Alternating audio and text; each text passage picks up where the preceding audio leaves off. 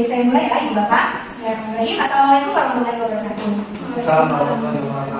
Saya Nila Alia, mahasiswa dari Politeknik Kesehatan Kemenkes Banten, jurusan Sarjana Teknik Perawatan. Nah, dan saya di sini untuk melakukan penyuluhan kepada keluarga Bapak Rizal yang bertujuan untuk supaya keluarga Bapak Rizal mengetahui cara pencegahan dan penularan penyakit tuberkulosis. Baik, sebelum dimulai, apakah ada yang ingin ditanyakan, Ibu Bapak? Waktunya berapa menit ya, Teh? Oh, waktunya sekitar 30 sampai 35 menit, Ibu. Baik, selanjutnya kita mulai ya. Sebelumnya saya akan memberikan leaflet ya tentang penyakit tuberkulosis baru. Bisa berkenan sama ibunya ya. Jadi, Ibu, Bapak, dan Adik ini udah tahu belum sih apa sih tuberkulosis paru itu?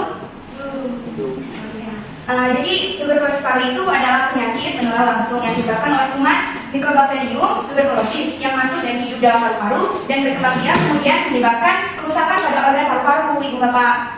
Nah, biasanya ini ditandai dengan gejala sesak nafas, lalu batuk berlangsung selama lebih dari 2 minggu, lalu dada terasa nyeri dan batuk berdahak.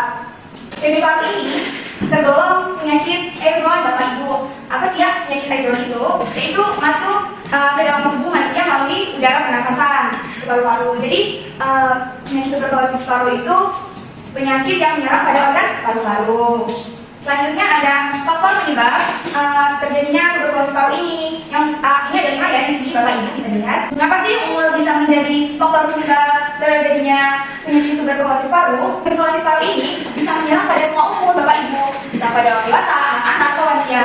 Tapi ini sering terjadi terutama pada umur-umur yang masih produktif, yaitu berkisar dari 15 atau 50 tahun Bapak Ibu. Lalu yang kedua ada tingkat pendapatan. Tingkat pendapatan juga dapat menjadi faktor penyebab terjadinya penyakit TB paru Bapak Ibu. Karena pendapatan yang rendah mengakibatkan keluarga mengonsumsi makanan dengan kadar gizi yang tidak sesuai dengan kebutuhan setiap anggota, sehingga status gizi setiap anggotanya itu tidak terpenuhi dengan baik. Lalu yang ketiga itu ada kondisi rumah. Kondisi rumah juga menjadi faktor penyebab terjadinya TB paru karena rumah itu harus bersih, terhindar dari debu, dari kuman. Rumah yang kotor akan menyebabkan penumpukan rumah, terutama di bagian lantai, dinding. Itu kan sulit dijangkau ya, biasanya harus dibersihkan. Nah, lalu ada penumpukan debu, lalu debu itu menjadi media untuk perkembangbiakan bakteri sehingga memudahkan untuk para anggota keluarga terinfeksi. Salah satunya terinfeksi tuberkulosis paru. Lalu di sini ada merokok. Saya mau tanya nih, untuk Bapak ini merokok tidak ya? Aduh, sayang sekali ya. Sebisa mungkin dihentikan ya Pak untuk merokoknya, karena merokok kan kebiasaan yang buruk ya Pak ya. Jadi tidak baik untuk kesehatan, apalagi Bapak kan bersama keluarga tercinta di sini. Takutnya keluarganya juga terjangkit penyakit kan tidak mau ya Pak ya. Ya, merokok ini juga termasuk penyebab faktor terjadinya TB paru. Asap rokok yang masuk ke dalam sistem pernafasan itu dapat menyebabkan organ paru-paru itu rusak ya Pak ya. Jadi sebisa mungkin kebiasaan rokoknya dihentikan ya Pak, perlahan-lahan. Lalu di sini ada riwayat kontak dengan penderita. Di sini ada penularan TB paru. Nah, bisa dilihat ya Ibu Bapak, cara penularan TB paru ini ada 2 cara, yaitu penularan secara langsung dan tidak langsung. Untuk penularan secara langsung ini, yaitu kontak langsung berbicara pada penderita dari jarak dekat, berada di dekat penderita yang sedang batuk terkena percikan air liur atau dahaknya. Untuk penularan secara tidak langsungnya itu penularan melalui perantara, yaitu melalui tempat makan atau bekas penderita. Jadi apabila Ibu, Bapak dan Adik tahu ada penderita TB paru, sebisa mungkin jangan menggunakan pakaian tempat atau wadah bekas penderita. Pencegahan. Nah, cara pencegahan tuberkulosis paru. Nah, yang pertama itu ada bila batuk mulut harus ditutup dengan sabun atau tisu. Apabila Bapak, Ibu dan Adik sedang batuk, itu disarankan untuk itu ya Bu, tutup dengan sapu tangan atau tisu agar keluarganya tidak terciprat air liur yang bisa menyebabkan TB paru. Lalu yang kedua ada lakukan imunisasi BCG pada bayi. BCG apa sih itu ya?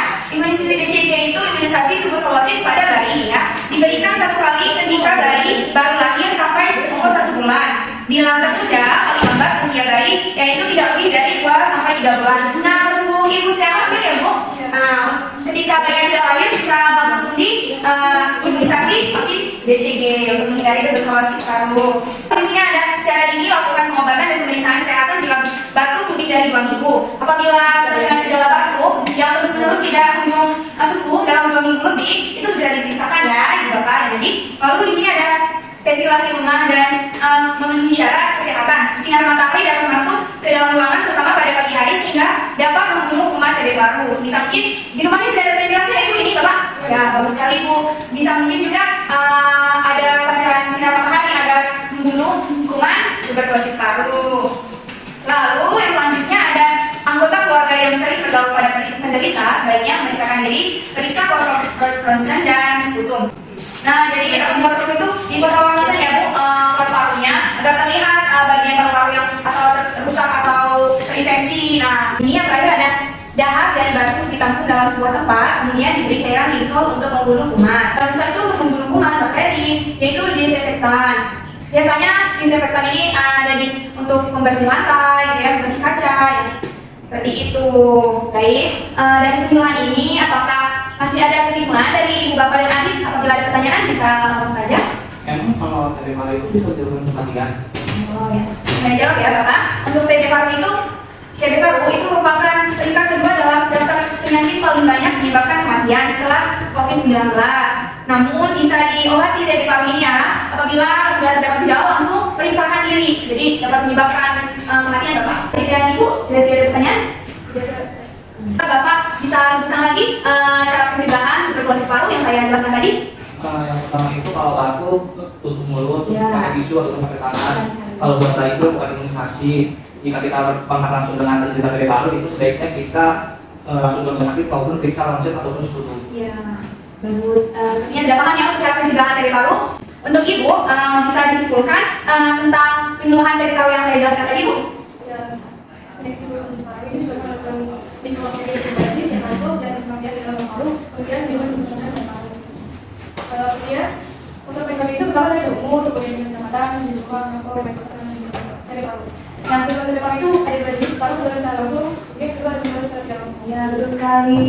Jadi secara keseluruhan kalau Bapak misalnya ini sudah paham ya tentang penyakit TB paru dan cara pencegahan penyakit TB paru. Tadi itu sudah paham ya. Jadi kalau ada gejala TB paru yang saya jelaskan tadi segera periksakan ya, segera lakukan tindakan yang sudah disebutkan. Oh ya sebelumnya saya ada sedikit bingkisan Ibu Bapak. Ada sedikit bingkisan.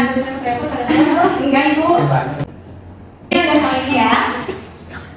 Terima kasih kepada Ibu keluarga Pak Rizal ya sudah meluangkan waktu kepada saya untuk melakukan penyuluhan tuberkulosis paru ini. Semoga dengan diadakan penyuluhan ini keluarga Bapak Rizal menjadi keluarga yang terhindar dari penyakit tuberkulosis paru. Semoga bermanfaat ya Ibu Bapak dan Adik. Saya mohon maaf apabila terdapat banyak kesalahan. Saya mohon undur diri ya Bapak Ibu.